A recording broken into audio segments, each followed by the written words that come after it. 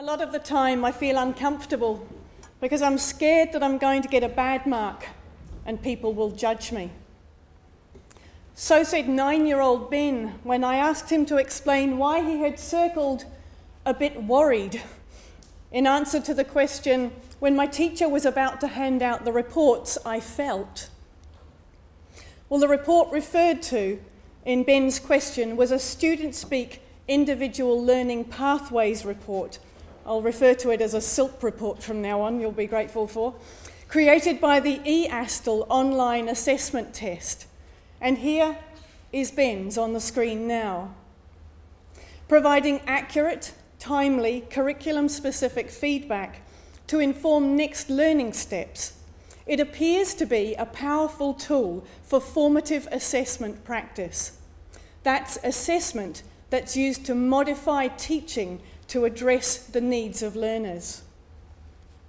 The report provides post-test feedback to students that includes correct and incorrect results, as well as graphic representations for curriculum levels, scores, reading attitude, and achievement compared to the New Zealand average. My name is Sue Smith. I'm a primary teacher, and I'm the Year 5 team leader at my school. And during 2012, our team had experimented with printing off and sharing these reports with our students within their classroom reading groups. Whilst there seemed to be much that was positive about the experience, questions arose around several issues. How do the students react emotionally to the results, scores, and feedback? How do they respond to and process the information? How do they use the results to inform next learning steps? I wanted to investigate these issues, and it was in early conversations with my supervisors that we decided that I should clearly define my focus and look at them through the mediating factors of relationships, reading ability, and self-efficacy. Reviewing the literature on formative assessment reinforced my suspicion that studies focused on young students' perceptions were thin on the ground. Black and William, Clark, Hattie and Timperley, Brookhart, Heritage, and many more wove together for me an understanding of formative assessment, its theoretical bases, its features, and apparent benefits. Locally, Harris, Brown and Harnett had studied children's perceptions of assessment, but as a whole, I still couldn't find anything that honed in on one particular tool being used in the context of classroom-based formative assessment. Researchers such as Rader, Roth, Popham and Cowie have written about the effects of assessment on classroom learning relationships and vice versa, sometimes positive, sometimes not. Others have sounded serious warnings with regard to the effect of the presence of grades with feedback.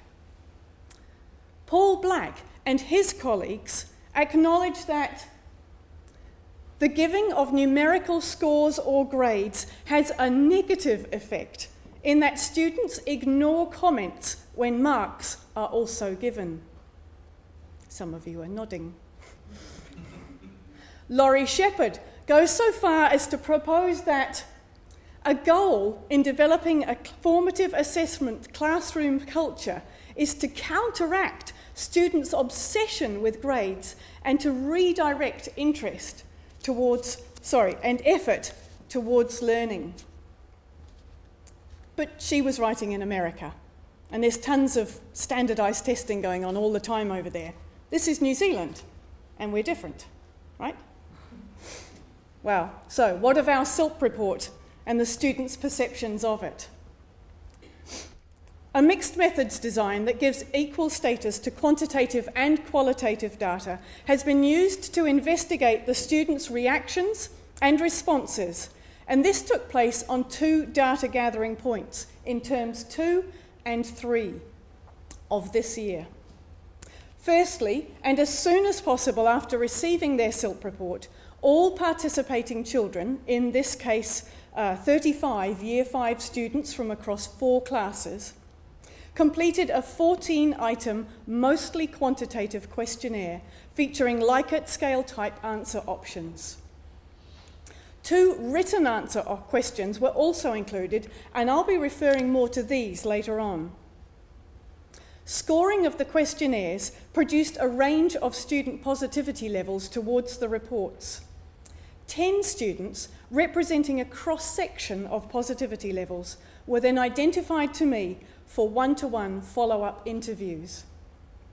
These were designed to find out why students felt the way they did about their reports.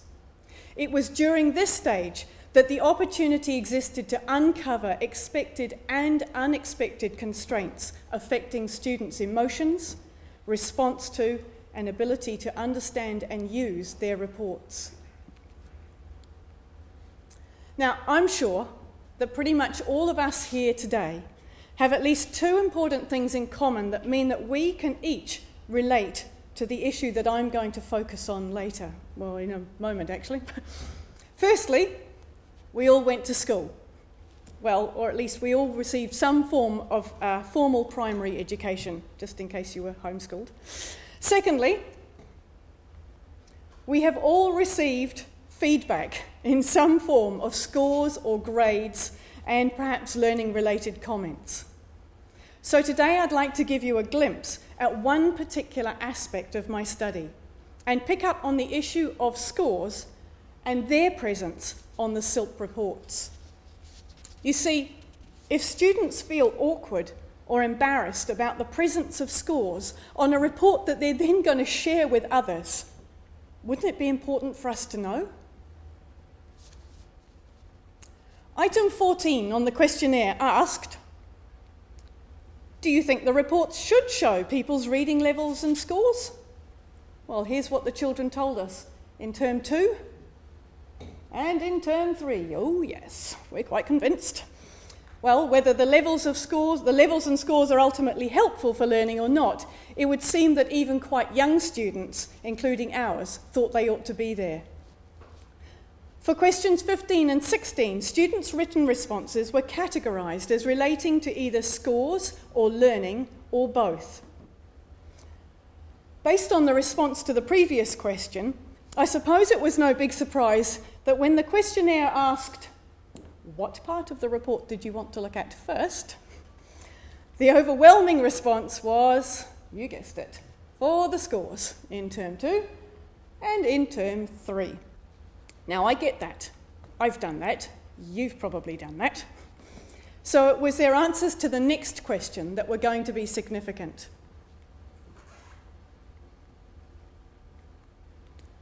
What is the most important information that you got from your report? In term 2. Well, the pendulum is swinging away from a performance orientation and towards learning. But at 50-50, it could still be argued there's room for improvement. But that was term 2. And with the passing of time, increased familiarity with the reports, a bit of increased maturity, etc., it's not difficult to assume how far that pendulum had swung in term 3. Sorry about that.